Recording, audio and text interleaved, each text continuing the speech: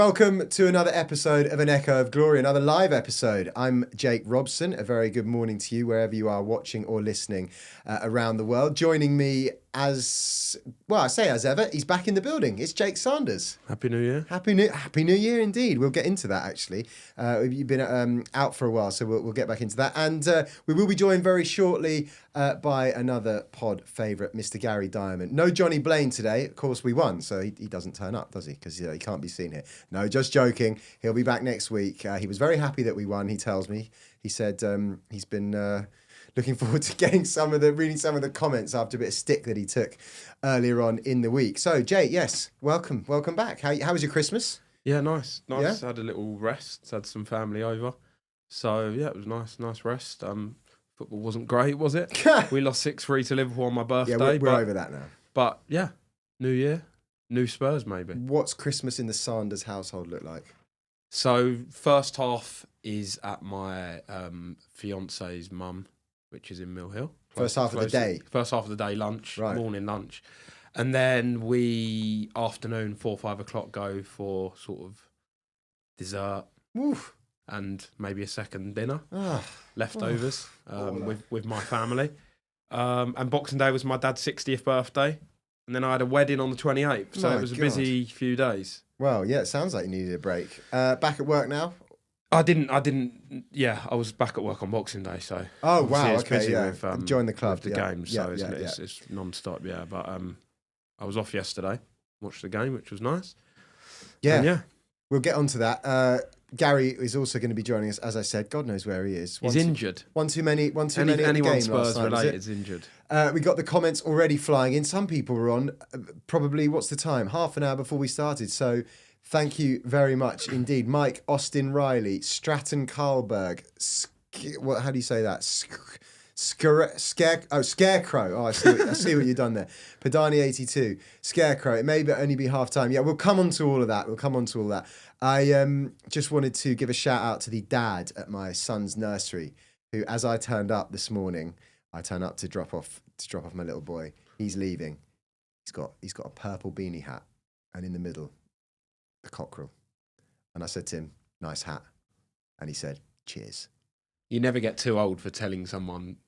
I said nice when I was like, but inside I'm literally going, "Good God, son." Whenever I see someone wearing some sort of Tottenham-related clothing, I always think, and it's the same with Arsenal. What do you say to the Arsenal? In like when I see I could see like a 10-year-old kid with an Arsenal top, and I just think, I just want to say something really bad. Yeah, absolutely. It never gets old. Wherever you are, and also I know it never gets wherever old. you are in the world. You feel like there's more of a connection if it's in the middle of South America or somewhere. 100%. And it's like, we got some sort of common ground. Somehow I think it seems more, it's like, I'd rather see, and I always love watching England, but I'd rather see someone in a Tottenham shirt. Oh, yeah, of course. Why do you think that is, though?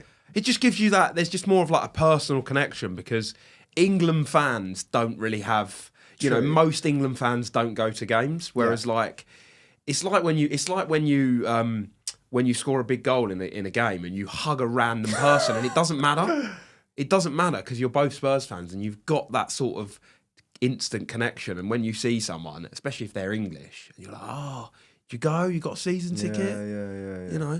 That's fair. The last time I hugged someone at a game, I think, well, not the last time, but the time I'll never forget was when Kane scored that goal against Arsenal at White Hart Lane. And there was this huge guy sitting next to me. And he was from somewhere in Eastern Europe. Obviously, like, I don't know if he lived in London or whatever, but it felt like first kind of time he'd been to the game. And we just hugged. I was in his arms. That bear hug. He was cradling me like the son that he wanted. Right, should we just when Gary gets here, he can just join the conversation. But there's only one place to start, really. Last night, we're going to win it. We're going to Wembley. So the trophy dodging derby is still on, isn't it? Absolutely. I think actually that I think that the best narrative actually would be Tottenham Newcastle for that reason to be in the final. But let's do what we always do. Let's start with the lineup. Can you remember it? Yeah. Yeah. It was Kinsky in goal. Well, we'll come on to him. Have you got the lineup there? I've got it up here. Dragusin, Gray, Porro, Spence. Yeah. Benson, Bissouma, Bergvall. Yeah. Kulusevski, Solanke, Son. Which it didn't last long, that team. It didn't last long. And we should say before we get on, obviously best wishes to Bentancur.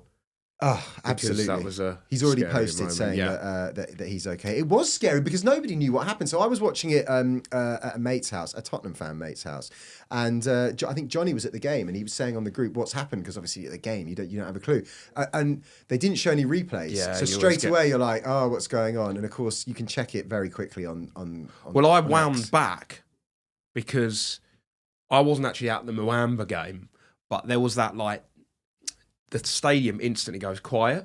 It's not like if someone breaks their leg, which is horrendous, but it's not potential life-threatening. Yeah. And there was that big gasp from the crowd where you thought, I was like, oh my God, this could be really bad. So I wound back and watched it, and it was bizarre. Yeah. It was a really bizarre, the way he sort of went down. It was hard to work out exactly what happened.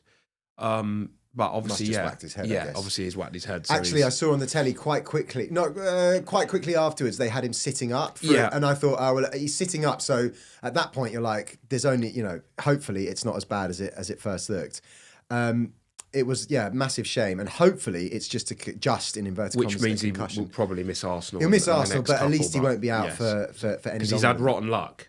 Ah. Obviously the suspension wasn't bad luck, but previous injuries, awful. He's not really been able to get any sort of momentum going for about 2 years. Matt so. Cash, friend of the show. I actually looked, and I was looking at the starting lineup and thinking, speaking of starting lineup, here he is in the building. Are we live? Gary Diamond, we are live. Hello, welcome. Hello. We were just you haven't missed a thing. Here he is, sitting down. Yeah, welcome. The dog's here to say hello. We were just talking about the starting lineup, and I was just going to say that actually it hadn't really occurred to me, but passed me by a little bit. Who actually else could have started? I did think that, and when Bentancur went off injured, I thought we've got one player to come on, as in it could have been Werner or whatever, but it had to be Johnson. It was forced, because obviously we had which is typical, because if it's any other competition, if he goes off, Maddison and Sarr would have been in the squad, but just because it was that specific competition means we were really sort of hands behind side our back. It had to be Johnson. Opening few minutes, what we thinking? I'm thinking to myself, we look all right here, because everybody's thinking about the last Liverpool game, aren't they? They're thinking kamikaze. Liverpool are on. They're playing really well at the moment. We're on our knees. I mean, defensively, personnel-wise, on our knees. And I'm thinking to myself, actually, we're holding our own here. We're passing the ball nicely. Liverpool haven't got at us. And then the goalkeeper does that little flick over, was it Jota? Yeah. And my mate's sitting next to me, so I'm watching with a Tottenham fan and a Liverpool fan, and he's going, who is this guy? What's he doing? And I'm going, this guy's amazing. Already, I'm like, give me some of this. I think he instantly put the whole stadium at ease. And I was thinking, I know what's going to happen here. He's going to get a bit overconfident. And there was one where he passed it to Gray, or meant to pass it to Spence, was it? And it hit Gray's legs, and I thought, God. But you could feel that there was one chipped pass in the first 5 minutes, which Forster obviously wasn't really able to do, and there was a sarcastic cheer of, about time. But he seemed to put everyone at ease immediately. I mean, you were there, weren't you? No, I ended up not going. I couldn't go. But it felt like the whole stadium was at ease whenever he had the ball. Yeah. And both from corners as well, and coming off his line, and every time he had the ball at feet. Yeah, you start watching the YouTube clips of this new keeper that was signed, and you see how good he is with his feet. And you speak to the guy the other day on the pod who was telling us how good he is with his feet, and you just think to yourself, but it's a step up, and the game's a bit faster. It's going to get closed down that bit faster. Just didn't seem bothered in the slightest. It was one of the most assured. Is one of the most assured debuts that I've seen in a long time. I struggle to remember a debut which is as impactful, to be honest. Best since Brandon Austin. Gary, I was thinking exactly the same. I was thinking in terms of a goalkeeper. When have you ever watched a game where a goalkeeper is making his debut and you're like, I love this guy already? Semi-final. In a semi-final. And he, without him having to make, a penalty save or something like that, something, outright like that, I'm just looking at him going, I love this guy already, and he looks like he fits right in already. Yeah, I think he gave straight away a reassurance to the back line. I think it was interesting. I noted in the first sort of 5, 6, 7 minutes, you kind of expect them to get a touch on the ball for the keeper, but they almost sort of tried to not give it to him. But then they realised actually this guy is good with his feet. I was thinking that as well. I always think that with a keeper on their debut, especially a youngster, and I was like, give him a touch quickly, and they didn't. And they really didn't. It was about 5 minutes, and then he did get a pass, and it was fine. But then, as soon as they gave him a touch, they were like, okay, this geezer's But it felt like fine. they wanted him to let him to get into the sort of swing of things without touching it. 100%. But he was genuinely faultless. Yeah, but I talk, brilliant. when I talk about like impactful debuts, it's always the freshest in your memory. But I genuinely cannot remember a debut that was as assured, as impactful, looked like they've been in the team for as long as they have. And what I really like about him, and I know a lot of people sort of going to say, you get carried away, it's only one performance and so on. But he gives us options in the sense of his long passing, his long direct passing is equally as good as his short passing. So suddenly there was, I think it was the first half, there was one ball he pinged into Son that Son took down, just couldn't quite reverse it.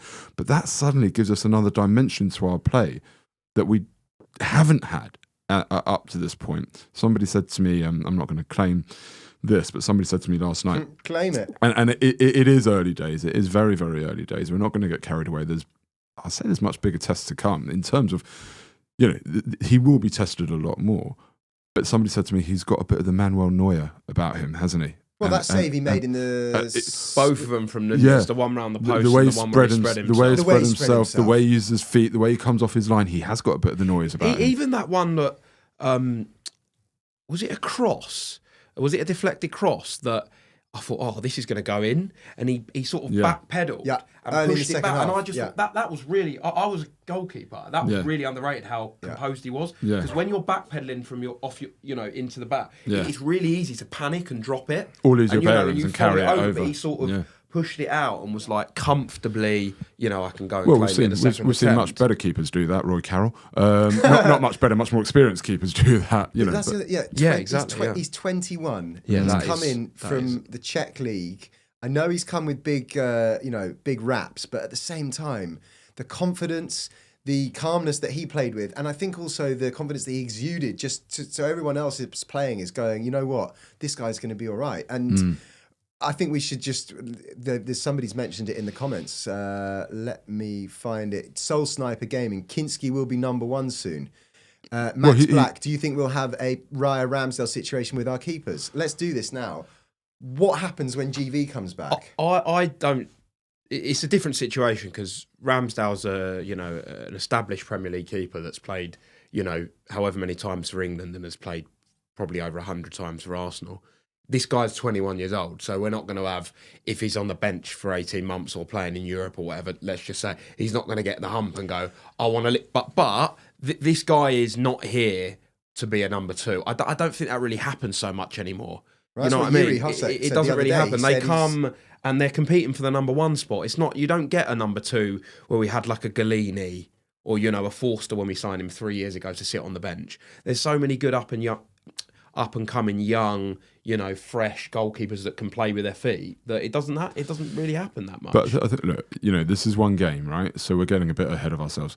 No, but I just meant I would have said that before. The way that I would have just, because we don't have Neuer or Alisson in goal. As much as we really like Vicario, he's not an immovable object. No, but he might be, and let's see how he gets. He's got the nice thing for Kinsky is that he knows that he's playing every game now outside of the 2 European ties that we've got until the next round, because he qualifies to play for us in the next round as long as we qualify.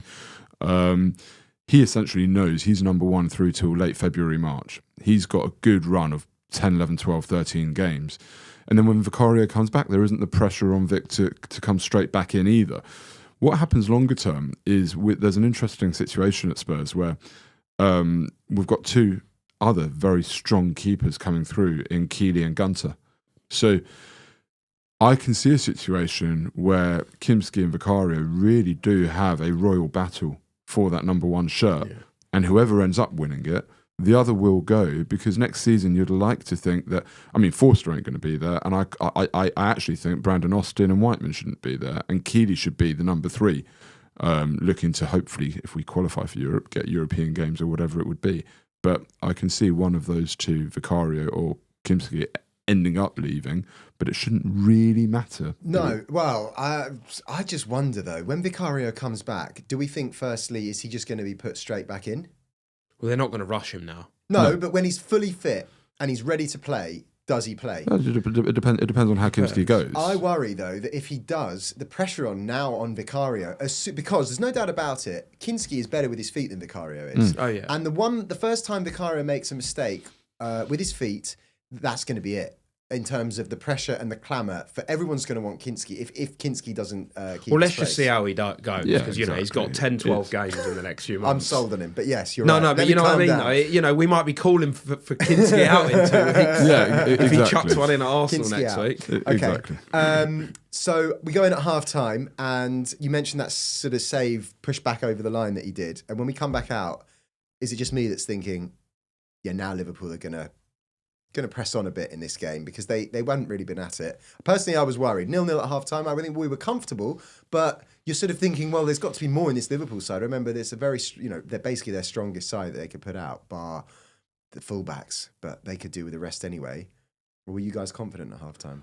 I felt like it would have been, we needed to take a lead, not just because for the tie, but they were there for the taking, Liverpool. I could tell early doors that this wasn't their priority. And I know it's a League Cup semi-final. That's the way I got it. It felt like a very sort But of... the lineup didn't suggest that. I know, but I think the reason why he played a stronger lineup was what Carragher said, because they're not playing on the week, or they're playing on the weekend, but they've got Accrington on the weekend. Yeah. And it is a semi-final, of course, but it felt like a very post-massive game on a Sunday performance, and they're already thinking about Nottingham Forest next week. That's what it felt like to me, and they've got bigger fish to fry. And as the game went on, Salah didn't really look too interested. Diaz made a little bit of an impact. That was probably the worst I've seen Curtis Jones play for a while. And I thought, they're really there for the taking. And we're always there for the taking. We can concede at any moment, especially after that disallowed goal and the Porro chance, which is what we discussed. I thought, we have to take a lead up there. We have to. Because they're really there for the taking. They're really, really, really there for the taking. Gary, did you not think, though, suddenly this makeshift back five wasn't even a thing last night? Where's that come from? So there's a few things that really struck me about last night. And I thought from start to finish, it was a really, really good performance from Tottenham. And you asked about, was I worried after half time? My view on it was, if we continue to play the way that we are at the moment, it was the right approach. It was disciplined. It was organised.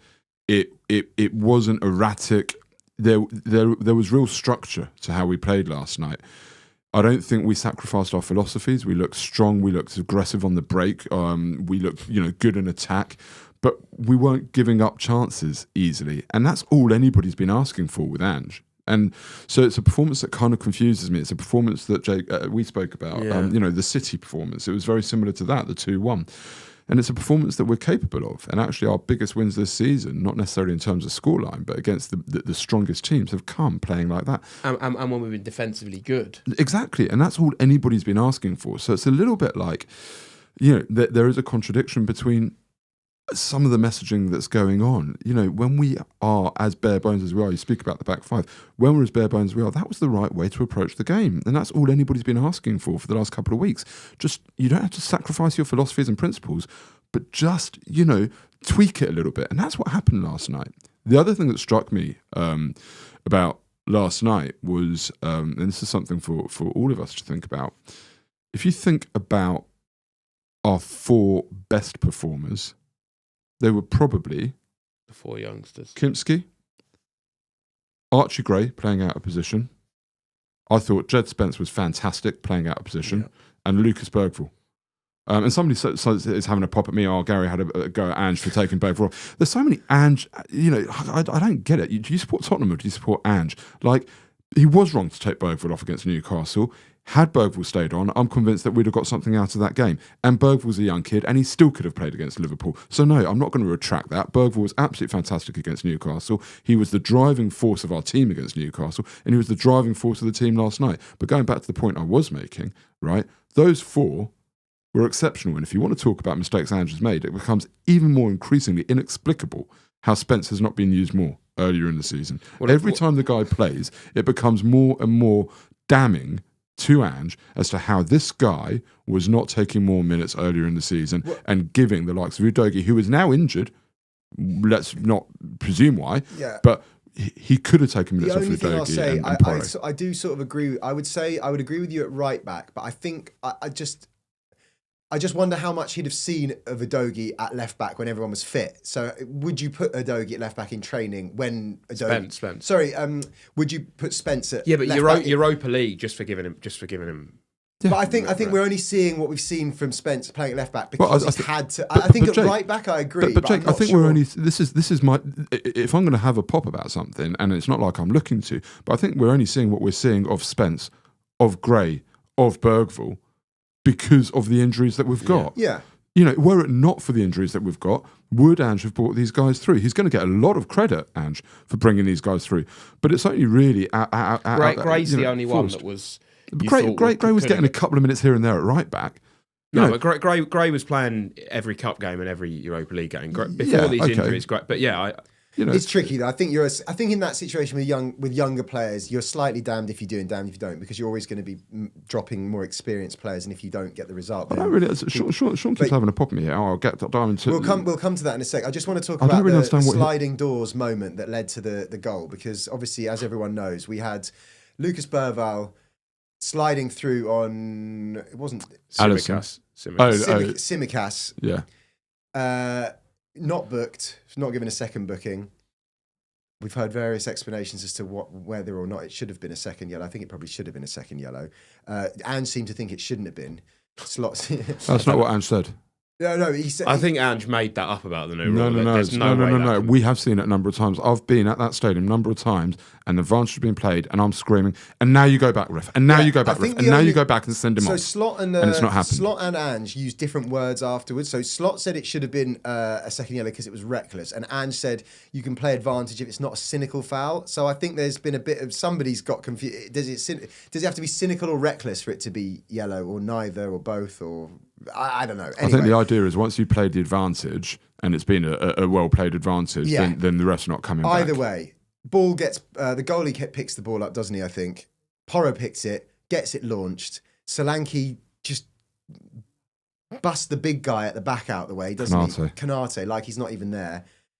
Fantastic touch, fantastic finish. That pass from Solanke is really underrated, by the way. Oh, it makes the goal. And you were just saying, Gal, that the four best players were them. And then Solanke, yeah.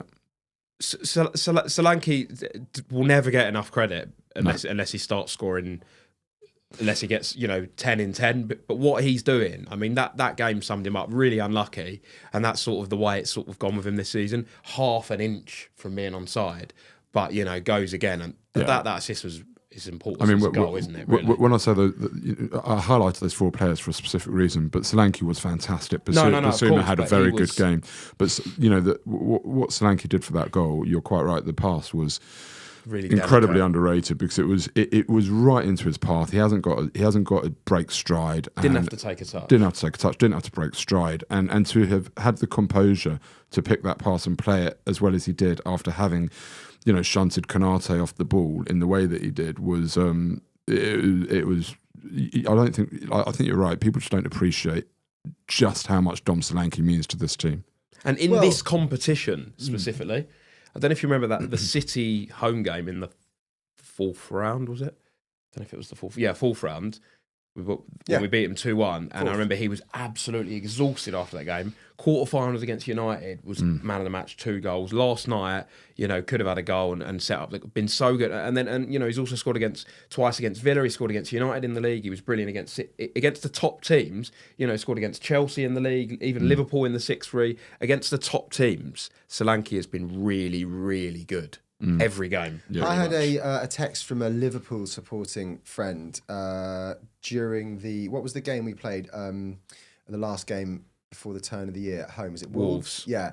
And he said, I'm not having Solanke. And I said, and the next game, I think it was, he scored that header.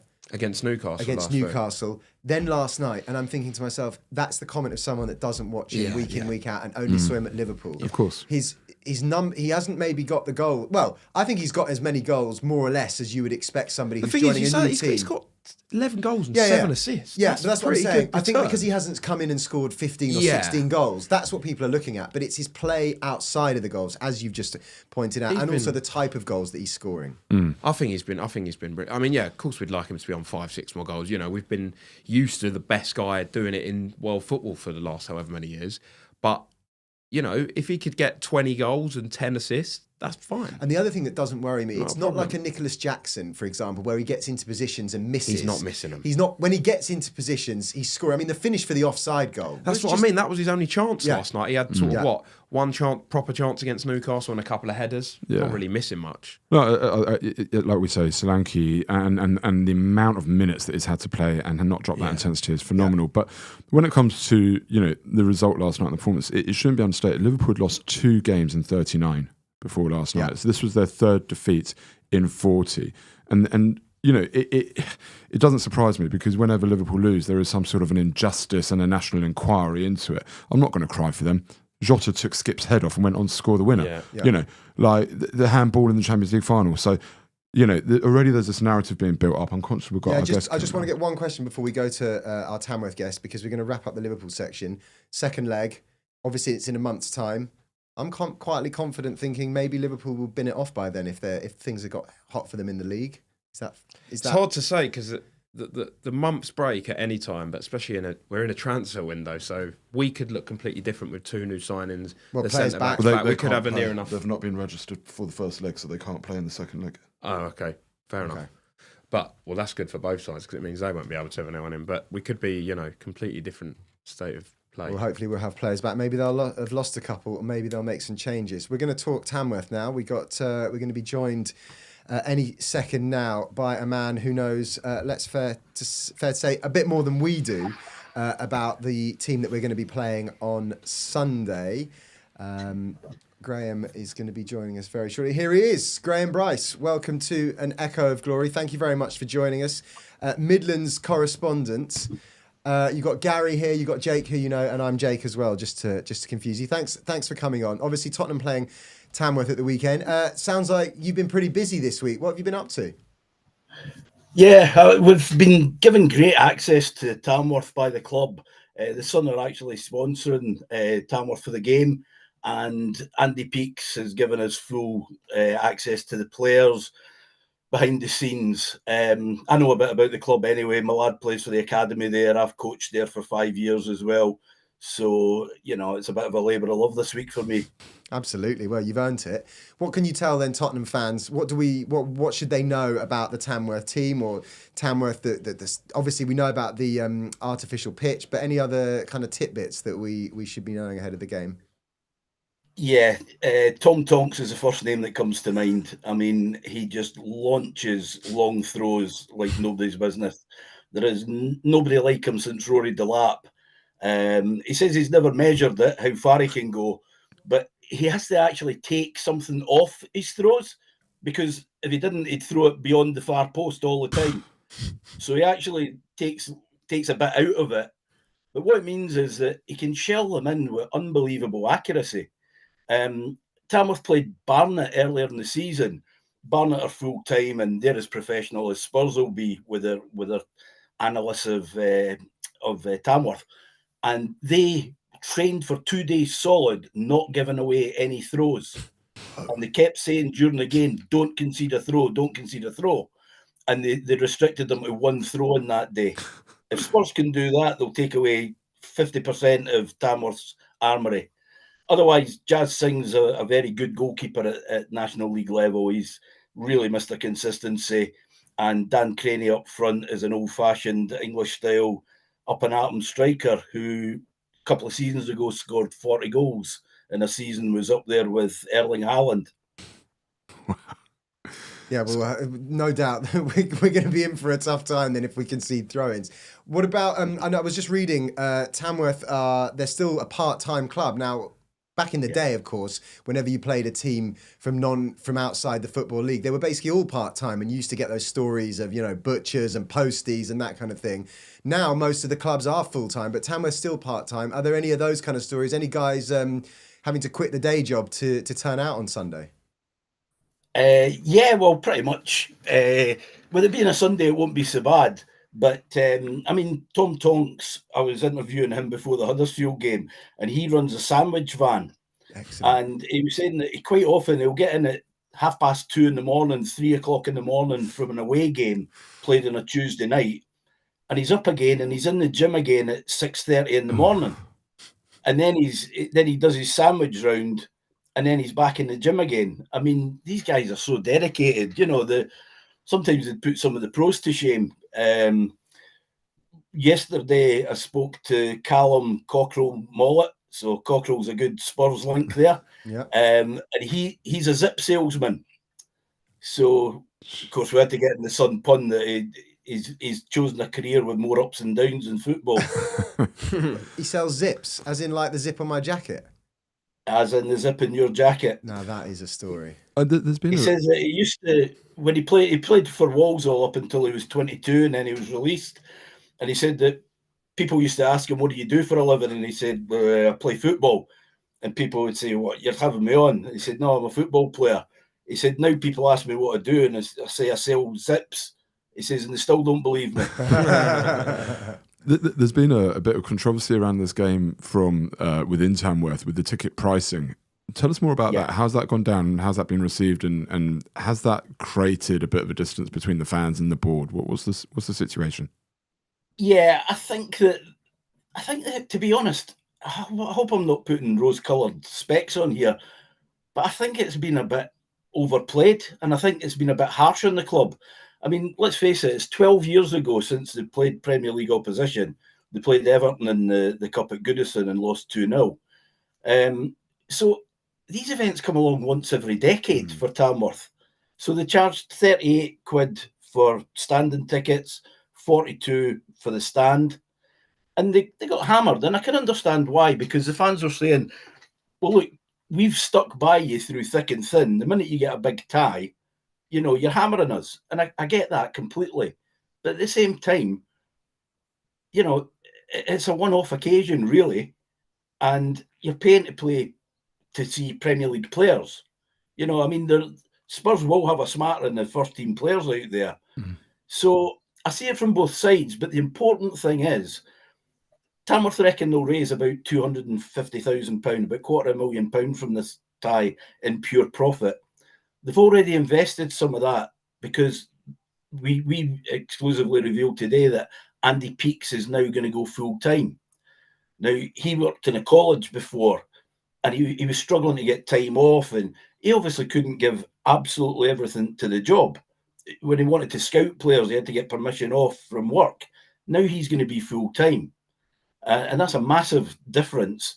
I mean, Tamworth have got a really good academy system, and they've got lots of kids coming through. Now Andy's going to be able to go and watch all their games during the day, something that he's never been able to do. And that's going to give those lads a kick to see the first-team manager there. So it's a win-win, and they have got plans. They're going to redevelop the ground. You know, there's improvements. They're going to use that money for the club. So I don't know about you guys. I don't really have a problem with that, as long as they invest the cash. Nobody's trousering that cash. You know, it's going back into the club. 100%, I agree. Graham, you've obviously had behind the scenes access this week at Tamworth. What sort of facilities and dressing room are, you know, the likes of Solanke, Kulusevski's son potentially going to be facing on Sunday? Is it your typical sort of Sunday league insider dressing room? The dressing rooms are not pretty. Cold and muddy. Yes. It's a porta cabin. And you come in through the back car park, and there's a sign saying players entrance, and then they walk through that and they just won't know what's hit them. It's a couple of porta cabins.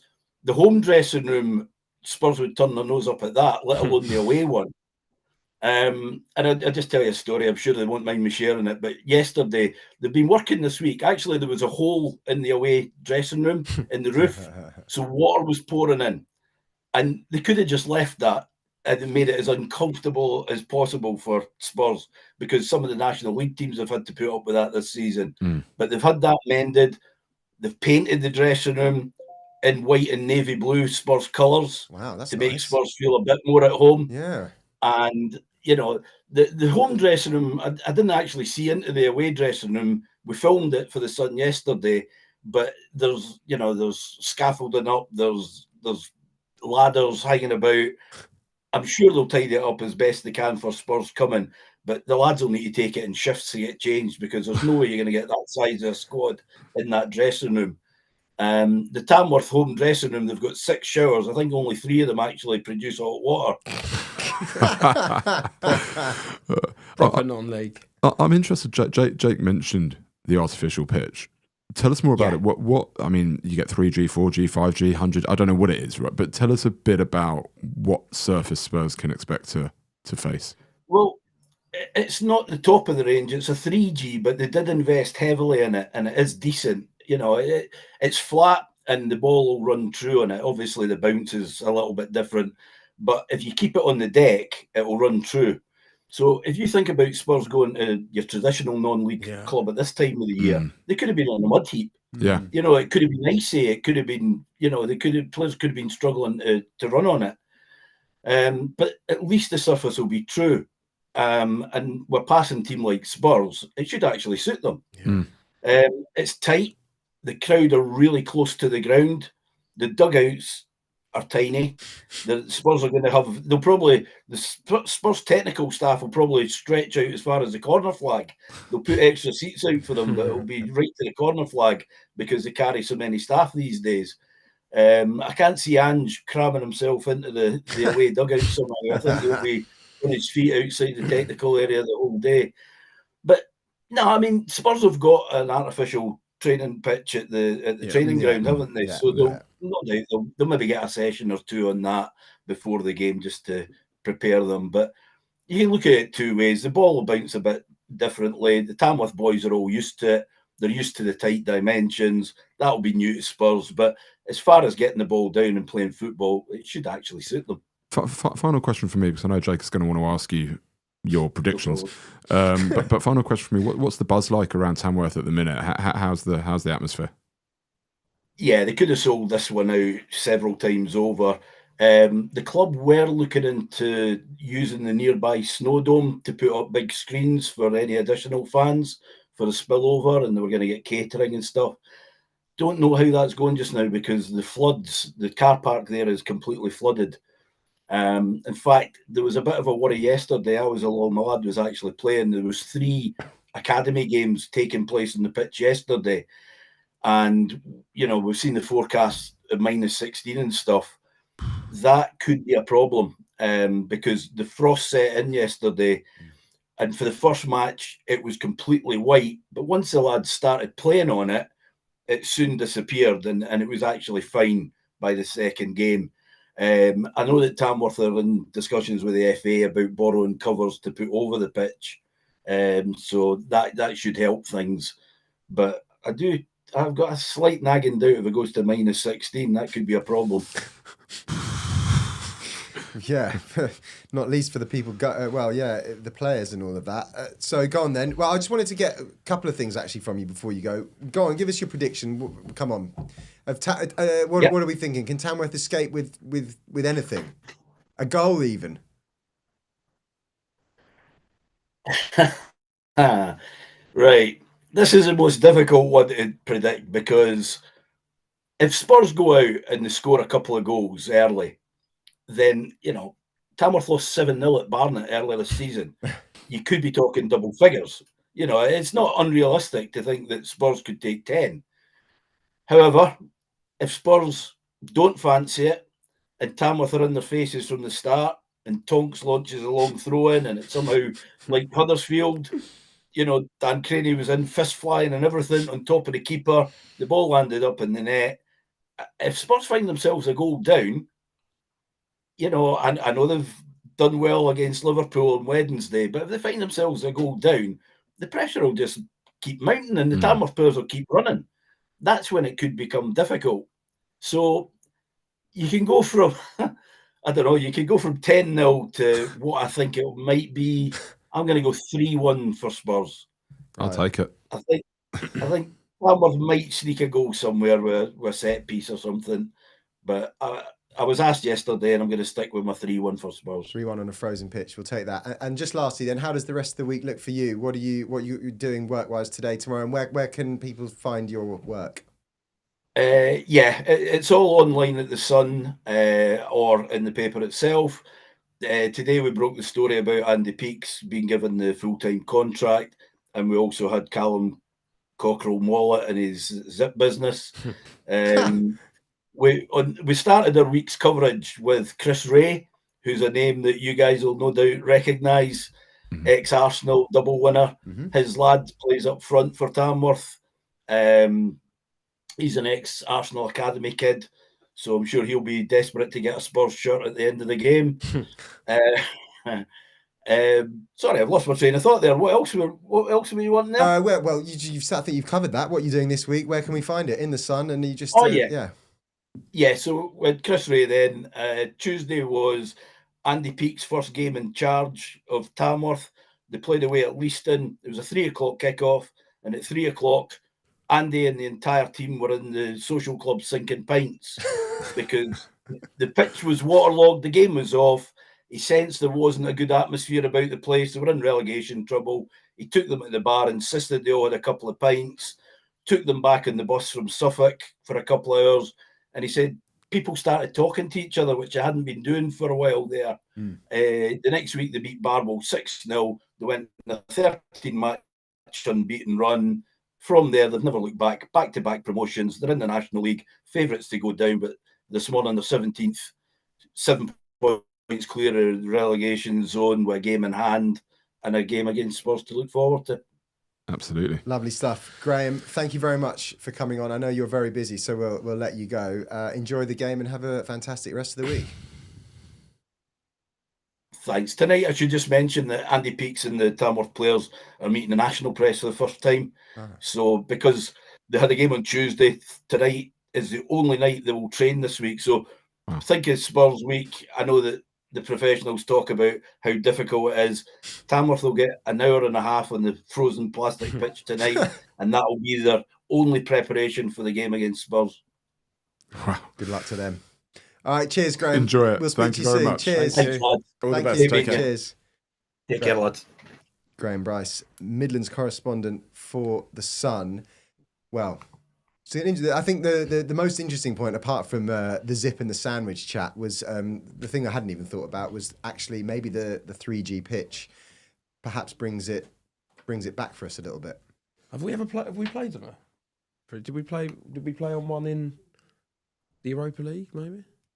You tell me.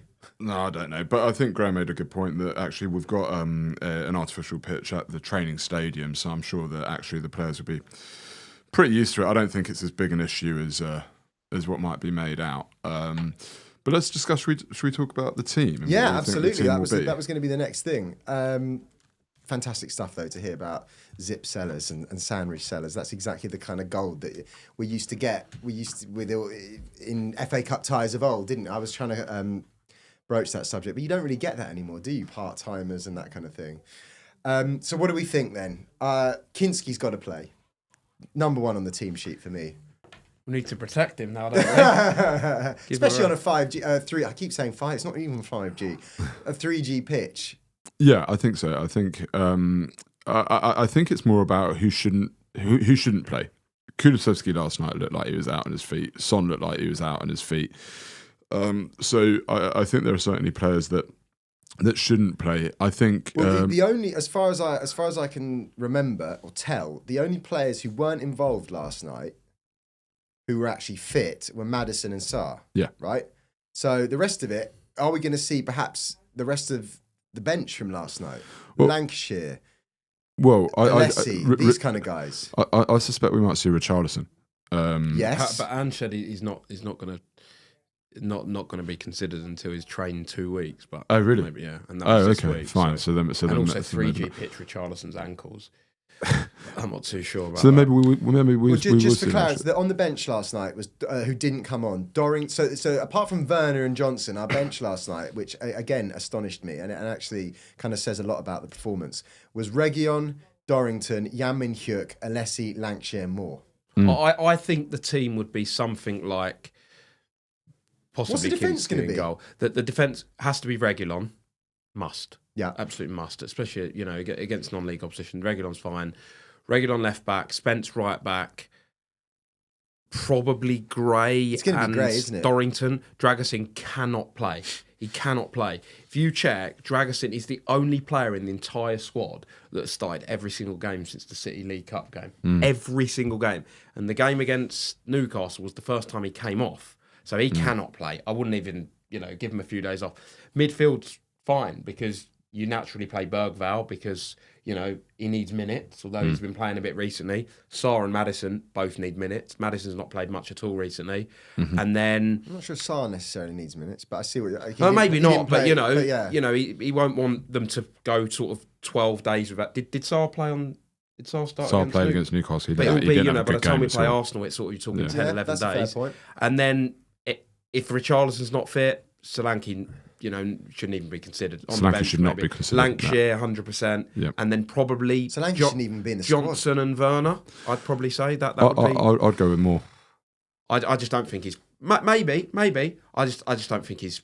But I think So you don't fancy the likes of Alessi or Jan Min-hyuk getting a start? Not. If we get 2, 3, 4 up, have a couple of sons, Kulusevski, Solanke, and then a load of youngsters to use them. But no.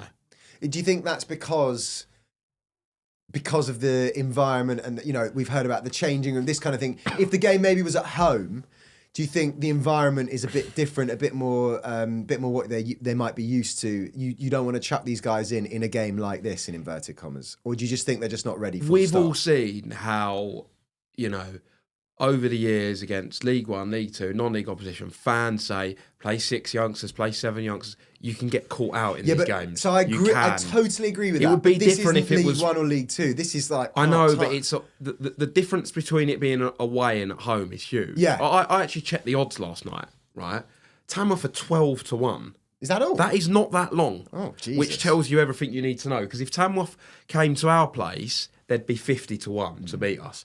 It's completely different environment on a difficult pitch, on a really cold day with a guy that can chuck them in the box. You don't want to, that's why I definitely play Maddison, definitely play Sarr. I don't want to be saying, let's play all these, youngsters that we've never heard of just for the sake of it. No, I think you 100% start with the midfield 3 of Maddison, Sarr and Bergvall. You take complete control of the game. Correct. I think Lancashire is fine. 5-0 up and bring on the kids. Exactly. Yeah, why not? But I agree with you. I think, like I said at the top, I think it's more about the players that should not stay. And in fact, leave them at home. Don't even take them for the trip, right? What is the point of taking Son, Kulusevski, Solanke? Just in case. I think you take one of them just in case. Could you imagine? Could you imagine we're 2-0 down to Tamworth?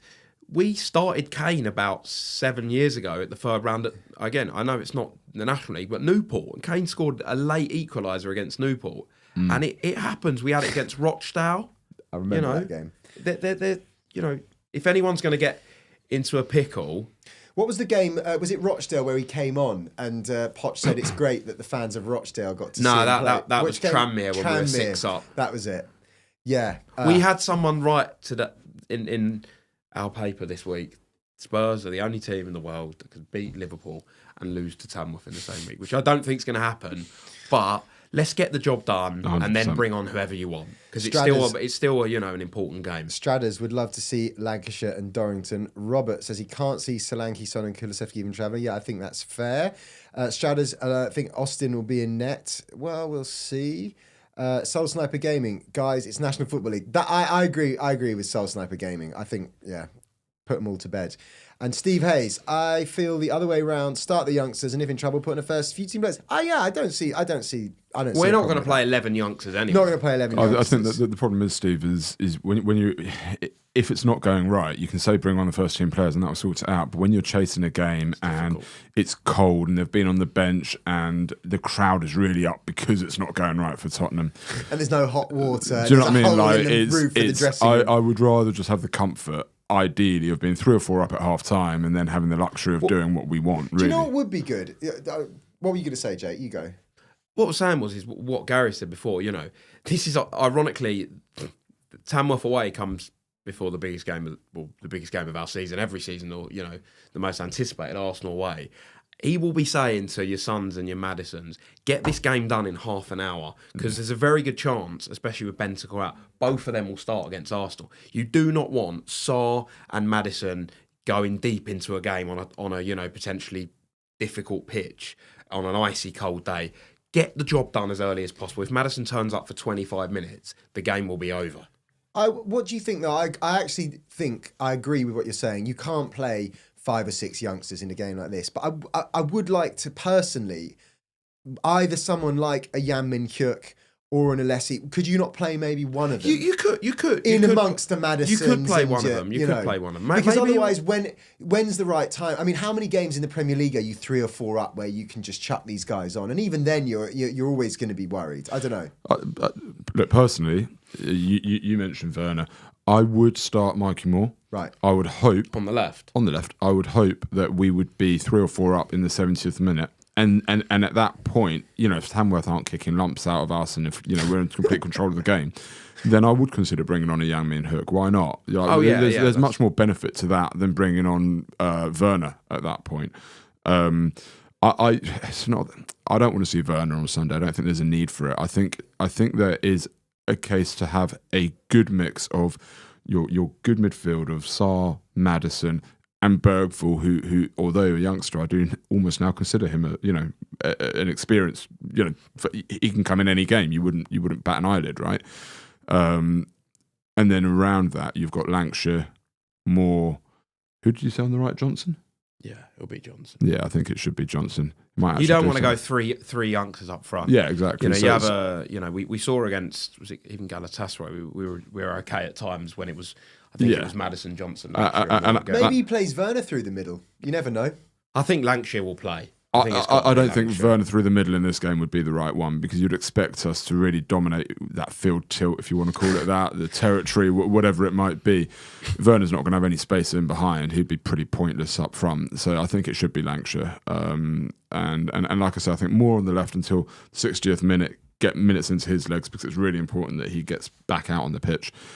And then see where we are. Either you bring on Werner if it's not going so well, or you bring on Jan Min-hyuk if it is. But there's really little excuse, and I know what can happen in these games, but there is little excuse. It would be an absolute disaster for us to not be 3-4 up in the 60th minute and having options as to who we want to take off, who we want to bring on, and just give a run out to. With the prospect of a nice cold shower afterwards. I've got one more question I want to ask you both, because I got massively ahead of myself.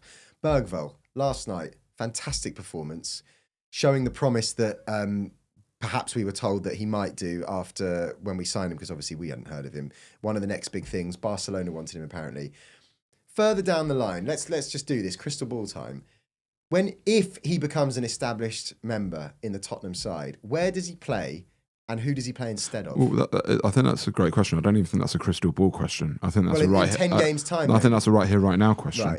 Right. Even if Bentancur had not got injured, Bergvall's level of performance against Newcastle, against Liverpool, and he was showing a lot of glimpses even before then. Rangers and Chelsea. He's really started to come into himself. And even before then, when he was coming on, he had nice touches, nice passing. We're at the stage of the season in the league where I don't think at this point we are going to finish in a European spot in the league. What are we calling European spot? 6th. Top 7. Top 7. Yeah. 7's going to be really hard. I just don't think we're going to finish there.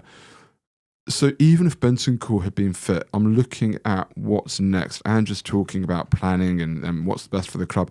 One of Bentancur or Basuma or both will not be here next season. So at this stage, what is the point of continuing to play them when you've got Bergvall? I would say at this point, Bergvall should almost be one of the first names on the team sheet, either in a deeper position or in that more advanced position. Doesn't really matter. He can do both. But I think between now and the end of the season, we should get as many minutes into Bergvall, Gray, Moore. Especially in the Premier League. Because if you're being honest, Arsenal's big for all reasons, but the Premier League games are low pressure games. Yeah, we're 13th after 21 games. You'd want to see. You'd expect maybe Sarr, Bergvall, and Kulusevski to be the midfield. Well, it could be. I'm not saying Basuma won't play, or Bentancur hopefully will be back. And I see him as an 8. I don't think he's. He did a really nice run yesterday. He did a really great run, which led to the opener against Newcastle. And I didn't think he had that in his game, but he's not quite got it in the final third. There was a moment early yesterday where he sort of broke into the box and he didn't really know what to do with it. And you'd want your centre midfielder to, take it on, take a shot on. And I'm not sure he's quite there defensively yet, but he's got a bit of both and he's got an engine. I want to see him and Gray. Look at him, 88 minutes in yesterday, whatever it was, 86 minutes. He's on the edge of the box. I think he's 18 years old, right? And I was sat with my brother against Newcastle and looking down at the pitch, and Joel Linton is one of the biggest, most physically imposing midfielders you'll find in the league.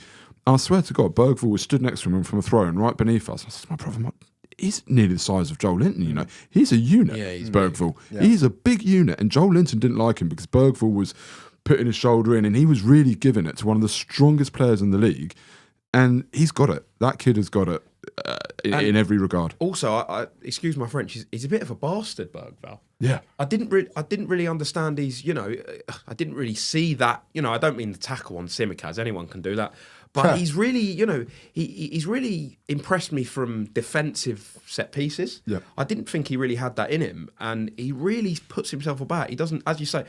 I would not want to go up against Joel Linton. He is one of the most physical players we've ever seen in the Premier League. He is like an absolute beast. And I know we said Bergvall's, a big boy, but he didn't shy away from it. And to the point where Joel Linton really didn't like him. Joel Linton really did not like dealing with him. You could see it. Joel Linton wasn't comfortable. Most people don't do this to me.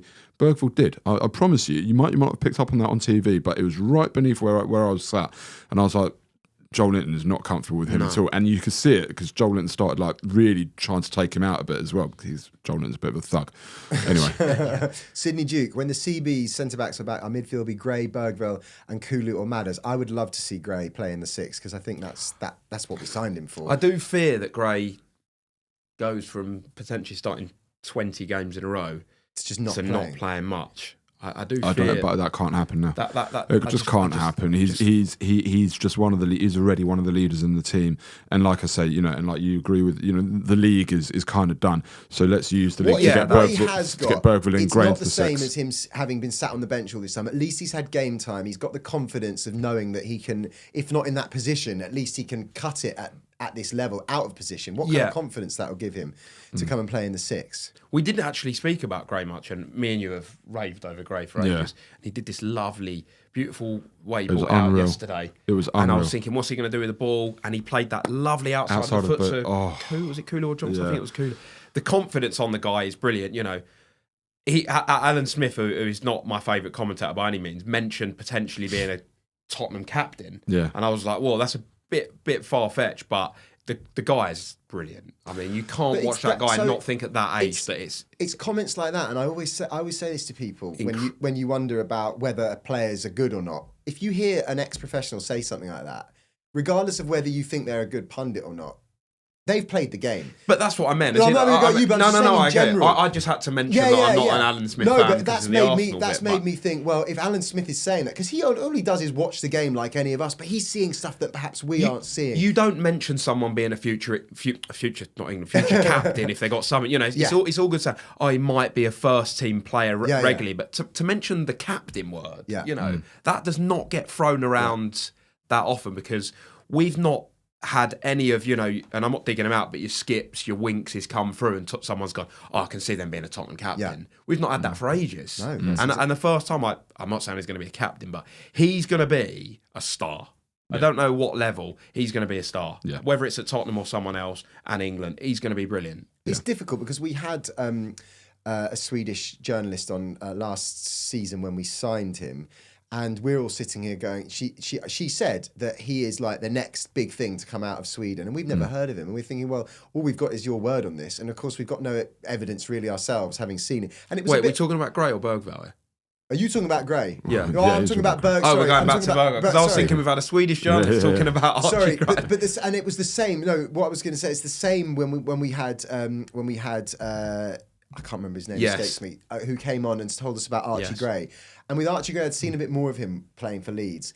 So you're a bit more, you kind of know the name a bit more, but you've got nothing to go on. And then you see them play and they're given a run in the side and you're thinking, this is what we were told. Yeah. Gray's only growing in confidence now. And the same with Bergvall. The last two games, the first time I've looked at Bergvall and thought, you feel like you belong here now. He feels like he's really found his place. 100%. And there should also just be a quick note on the recruitment, actually, because there's been a lot of talk about the data and all of that. But you actually look at the heads that these kids have got on their shoulders, and this applies to Kinsky as well. Straight away, you can see there's a type of character. There's a type of character, level of maturity, level of intelligence that they're bringing in that goes along with the data. So increasingly, we should be taking or feeling a lot more confident about the approach. Lang has come in for a lot of criticism from various quarters, even on this show with Ollie Spiro, for example, saying he hasn't operated at this level. But actually, I'm looking at these youngsters coming in, and I'm saying to myself, I like this. I really do like this. And then you mix that with a £60 million player, Solanke. We could have done with another £60 million player. Every team could, right? But the direction of the club as a whole, I think, and I still feel, is very, very positive. I just want to see Ange coach more performances like last night, and then I would be fully on board. If we do more of what we're doing, like last night, we're bringing these kids through, recruiting in the right way, and Ange actually coaching performances like that, the future can only be very, very and also good. The goalkeeper for a 21-year-old, how built was he as well? Physical. I mean, we remember David De Gea when he came over. All the talk was this guy's a fantastic goalkeeper, and he couldn't cut it physically. Yeah. Looking at him last night, and he's got guns on him, for goodness sake. 21 years old. We'd have loved to have had those when we were 21. You'd love to have them at any point. Absolutely. Let's get some more comments before we get out of here. Wolfie's investment strategies. That's probably the best name. Can I just quickly say, but just back on what Gary was saying about the recruitment has been slated, and we've never no one has ever directly slated the signings of Gray and Bergvall in terms of their ability and them potentially being good. But the fact that if we didn't have this injury crisis, they wouldn't have played tells you the fact that we needed to sign ready-made players. If we'd signed, it's like the Odegaard one. If we signed Odegaard and Neto, Odegaard would have looked like a great signing because you'd have gone, wow, we've got a quality winger or an Eze and Odegaard. But it was the fact that we signed him and Werner. It's the same with Bergvall. If we'd signed Bergvall and potentially Conor Gallagher, you'd have gone, I don't know if everyone's a fan of Conor Gallagher, but Conor Gallagher, really good potential signing. And we've got Bergvall. That's my issue. No, they're not necessarily bad signings at all. When we signed them, I was quite confident they were going to end up being good. But it's like this window. We need ready-made players. I get that, and I understand the frustration of it. But then you come to next season, and these players want to be in the team. That's why this has been that's where you get the complications. You can't carry on filling your squad with 40, 50, 60, 70 million pound players at the expense, and at the same time expect these kids to come through. There's got to be a bit of give and take, and that's going to create perceived weaknesses at times in the squad. But I truly believe it is the way to go, because it's not sustainable to continue to buy players at the 50, 60 million level mark. You've got to be buying Bergvall for 10 million with a really good bet that this is going to be a great signing. Archie Gray, okay, 40 million. Odegaard, I think, will come through, and I think we'll really see Odegaard next season. He's a very good player. I'm just saying, I think it's the way to go. Yes, we could have done with one or two more, and you'll always look back when you get injuries and go, should have been there, or whatever. But all I'm saying is, I think the recruitment as a whole is very positive, very good, and you almost start to feel confident that they say 50% of signings don't work out. I almost start to feel confident that actually 80% of our signings will work out, and that's kind of, if that's where we're at, then we're going to be in a very good place. Wolfie, he wants youngsters. Soul Sniper, yes. Sarah's not a 6. A couple more. Evil Din, hello, yes. Grey Bergvall, Cooley, the future. Steve Hayes and Boomo next season, yes, please. Sure. And last one, Stephen Berry. Ange always wins trophies in his second year. Amen to that. Guys, thank you very much. Gary, thanks for turning up. Predictions? Oh, sorry, I was late. Eventually. Predictions for Tamworth. How many? I'm going to say 3-0. Is that all? I'll say 6-1. I reckon we might do what Graham said. Double figures. Do the double. Double figures. I'd like to see it. On a frozen pitch with a leaking roof in the changing room. That's nice of them, though, isn't it, to kit out the changing room in Tottenham colours? I think if we can get out of there having not overly exerted ourselves, no injuries, and through to the fourth round, that's all that really matters. Yeah. Yeah. Okay, sensible Gary. And Thank also, you. just one. I think it's extra time, isn't it? These rounds know. now. I don't think there's replays. There's no replays. There's no. No. Yeah, which is that just coming this season? I think Johnny was saying the other day, we should know this. Johnny was saying it might be straight to penalties. Is that possible? Because he said Don't who's going to think take so. our I think penalties that's at Carabao Tamworth. Cup. Oh, yeah. No, I don't think that's. But yeah, Maybe. I'm not saying we're going to need it, but just worth That could be fun. Guys, let's get out of here. We'll see you both at some point next week or in the foreseeable future. Johnny will be back, of course, because I'm just keeping this seat warm. If he'll be back even if we win, I promise you that. Hello, Johnny. Thank you very much, and up the Spurs.